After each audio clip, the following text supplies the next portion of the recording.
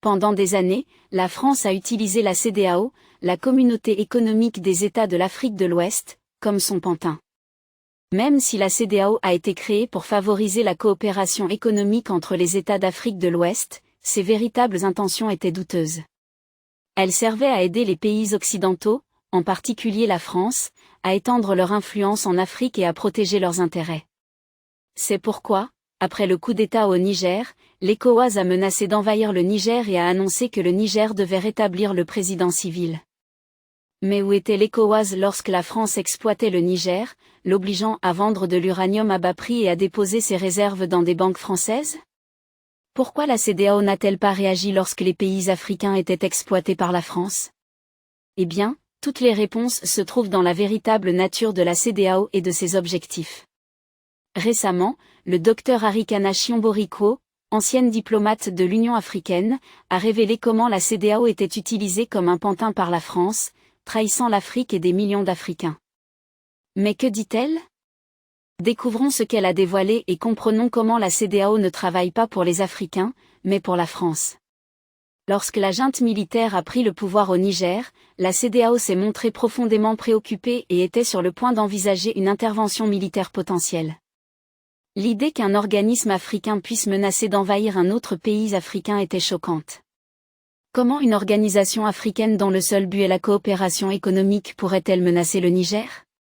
Beaucoup de gens en Afrique et en Occident ont peut-être pensé que l'ECOWAS ne voulait pas aggraver la situation et qu'elle essayait donc de résoudre le problème. Cependant, les motivations derrière cette éventuelle intervention ne résultaient pas d'une véritable préoccupation pour la population du Niger. Il s'agissait de protéger les intérêts français au Niger, en veillant à ce que l'influence française perdure au Niger, quoi qu'il arrive.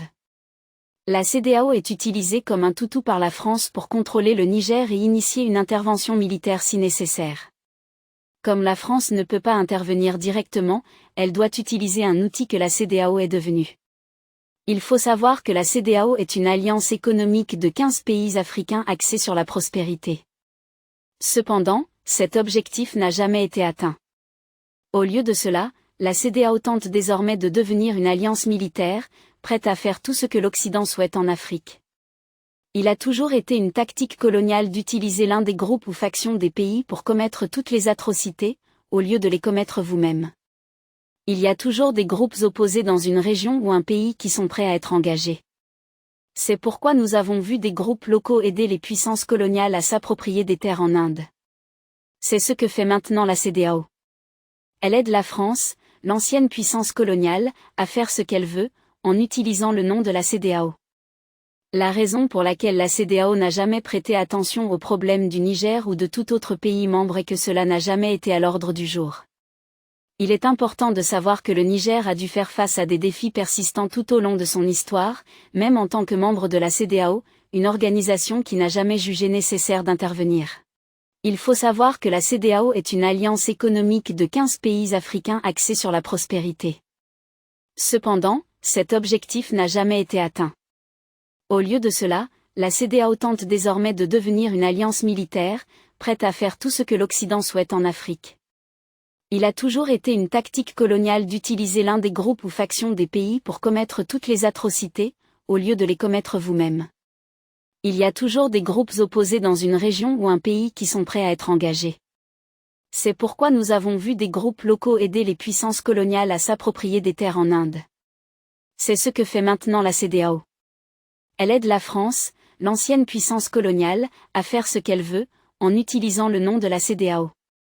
La raison pour laquelle la CEDEAO n'a jamais prêté attention aux problèmes du Niger ou de tout autre pays membre est que cela n'a jamais été à l'ordre du jour. Il est important de savoir que le Niger a dû faire face à des défis persistants tout au long de son histoire, même en tant que membre de la CEDEAO, une organisation qui n'a jamais jugé nécessaire d'intervenir. Au Niger, la tarification de l'uranium soulevait des questions. Malgré le fait que le pays fournisse environ 20% de l'énergie de la France, seulement 20% de la population nigérienne avait accès à l'électricité, laissant la majorité, soit 80%, dans l'obscurité. Cette disparité était déconcertante. De plus, la décision du Niger de continuer à déposer ses fonds à la Banque de France et de conserver le français comme langue nationale, bien que seule une petite partie de la population le parle, semblait douteuse. Pourquoi la CEDEAO n'est-elle pas intervenue pour aider le Niger à obtenir une véritable indépendance et à rompre tous les liens qui le rattachent à l'Occident? Cette question ne peut être répondue que par le président de la CEDEAO, qui est également le président du Nigeria. C'est alors qu'elle a décidé d'utiliser sa tactique vieille de plusieurs décennies pour sauver la grande démocratie au Niger. Peut-être que l'Occident doit comprendre que chaque fois que la démocratie superficielle est menacée dans n'importe quelle partie du monde, ce n'est pas à eux de résoudre le problème. Vous devriez savoir qu'avant les actions de la junte militaire, le président de la Guinée avait déjà souligné le problème central, à savoir l'imposition par la France d'une démocratie à la française à ses anciennes colonies, une démocratie qui s'est révélée inefficace. Chaque pays devrait avoir la liberté de façonner son système démocratique en fonction de ses propres circonstances et de ses propres valeurs. Par conséquent, la junte militaire au Niger a exprimé son mécontentement face au statu quo et a opté pour une nouvelle approche visant à établir une forme de gouvernance mieux adaptée aux besoins spécifiques du Niger. Cependant, la France et l'Occident ne peuvent pas le comprendre. Pour l'Occident, si un leader arrive sans élection, il est illégitime. Mais qu'en est-il d'Adolf Hitler, qui est arrivé au pouvoir après les élections? L'Occident peut-il dire que son époque était démocratique et qu'il soutient totalement ce qu'Hitler a fait? Eh bien, la réponse est non. Parce que tout dépend de ce que fait le régime pour son propre peuple.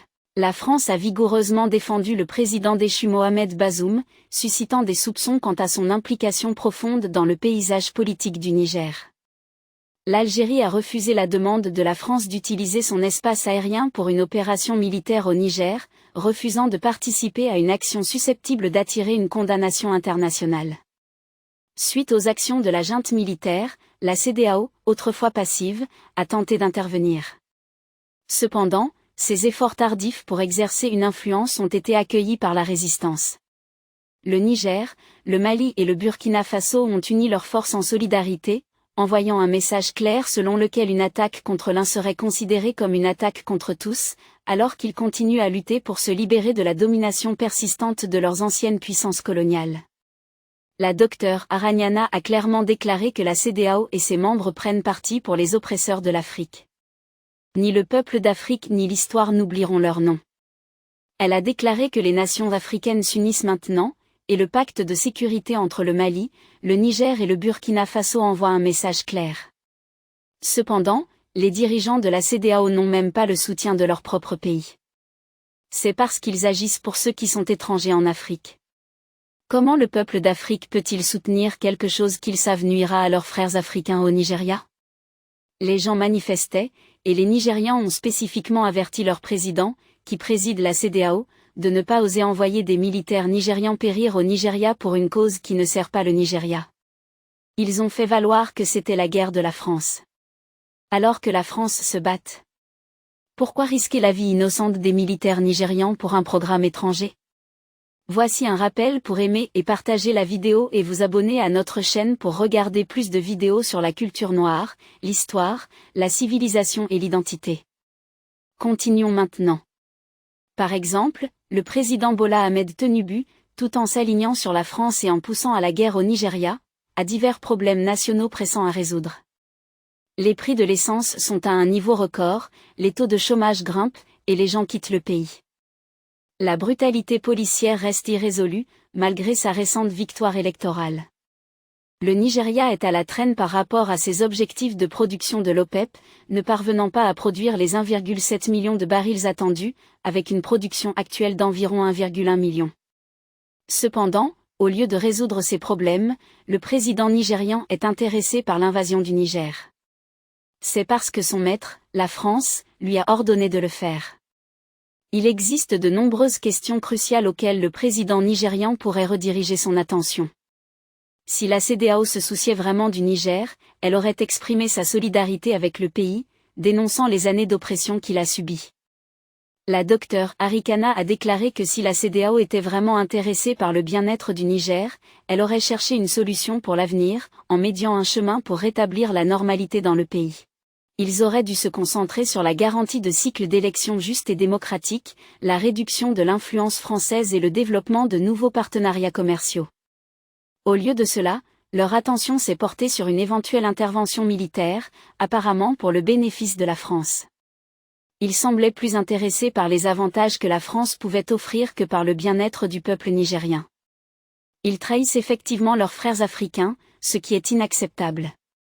La docteure Arrakana a déclaré qu'elle avait exhorté les personnes présentes lors des réunions de la CEDEAO à tenir compte du tableau plus large, y compris les explications en cours dans les anciennes colonies françaises, qui durent depuis des décennies sans qu'aucune intervention substantielle de la CEDEAO ne soit intervenue. Ces exploitations nuisent directement aux citoyens de ces pays, entraînant une souffrance généralisée et la famine. Des millions de jeunes Africains luttent contre le chômage, tandis que des millions de femmes perdent la vie en accouchant. Ces problèmes doivent également être au centre de la discussion. Si les intérêts des dirigeants se trouvent vraiment dans le bien-être des Africains, alors nous devons examiner la question d'un point de vue global. La docteure Arrakana a déclaré que nous ne pouvons pas fermer les yeux sur les crimes commis en Afrique. La poursuite de l'exploitation par la France équivaut à rien de moins qu'un coup d'État. Nous devons aborder les causes profondes et les origines de ces exploitations économiques et politiques en cours dans les 14 anciennes colonies françaises. Il est essentiel de ne pas isoler la situation au Niger, mais de confronter le contexte plus large et la genèse des problèmes en cours. Éviter cet examen critique ne sert à rien. La docteure Arilana a déclaré que l'intervention militaire au Niger ne devrait même pas être envisagée comme une option. Elle a dit que nous devons trouver de meilleures façons de résoudre nos problèmes. Les dirigeants africains doivent se réunir pour une discussion franche, en se concentrant sur ce qui est finalement le mieux pour les populations, non seulement au Niger, mais aussi dans toutes les anciennes colonies françaises, finalement, dans tous les pays africains. Ce moment appelle à une unité significative et à un sentiment partagé de but parmi les dirigeants africains. Elle a dit qu'il est temps de dire « ça suffit ».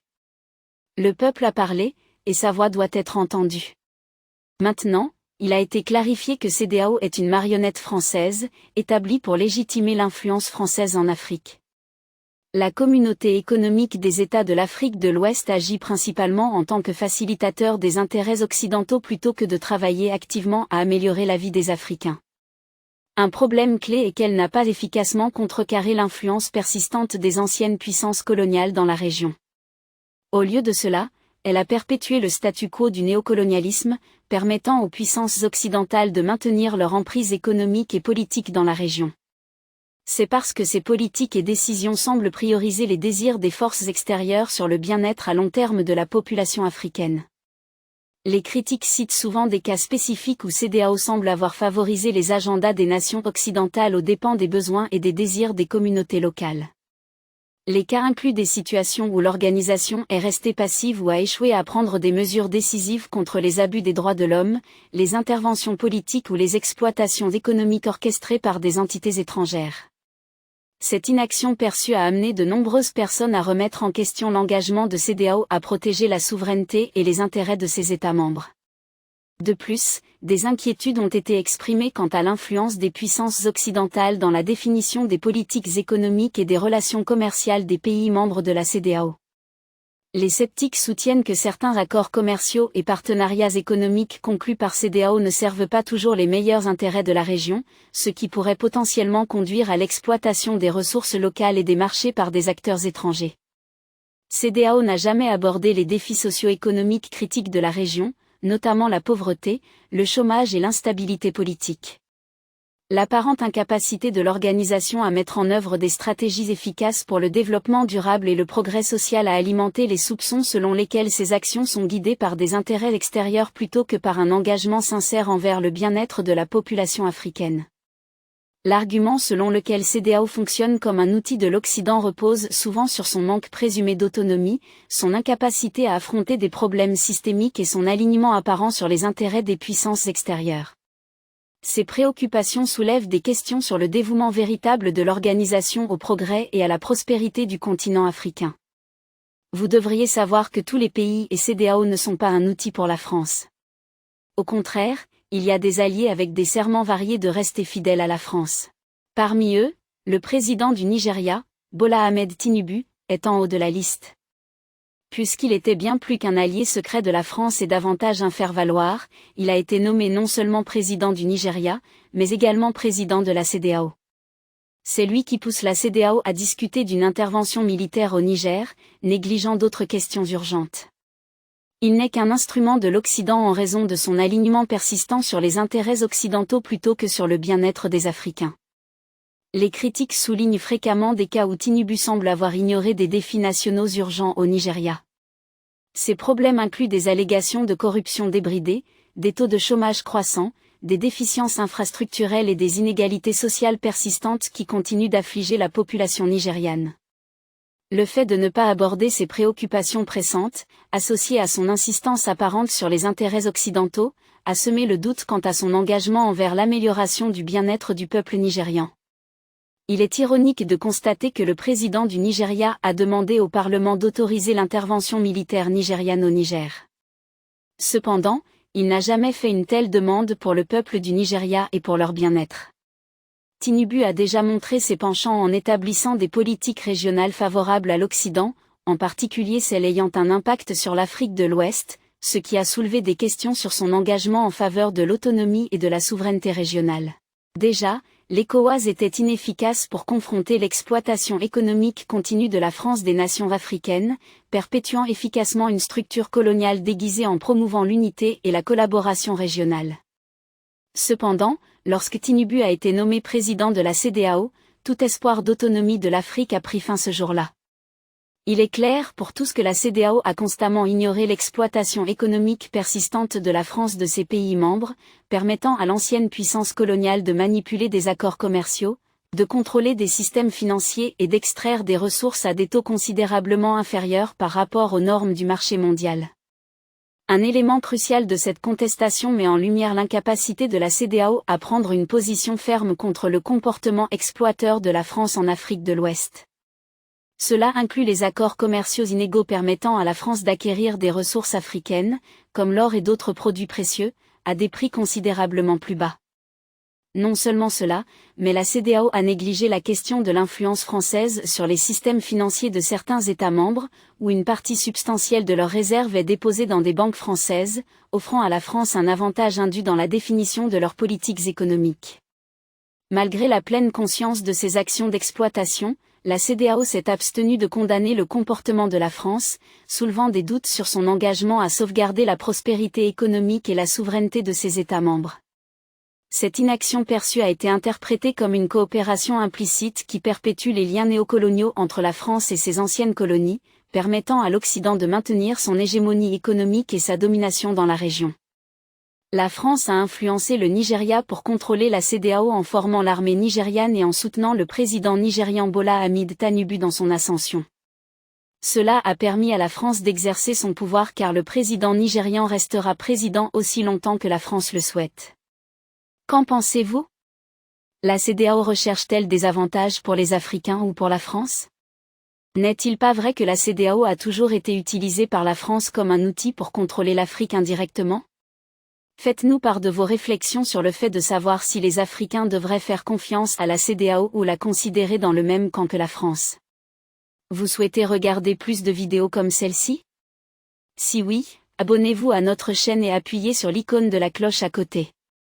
Nous avons décidé de publier des vidéos sur quelque chose dont personne ne parle, la culture noire, la civilisation, l'histoire et les preuves de la grandeur passée des Noirs. Merci d'avoir regardé et jusqu'à la prochaine vidéo, restez à l'écoute.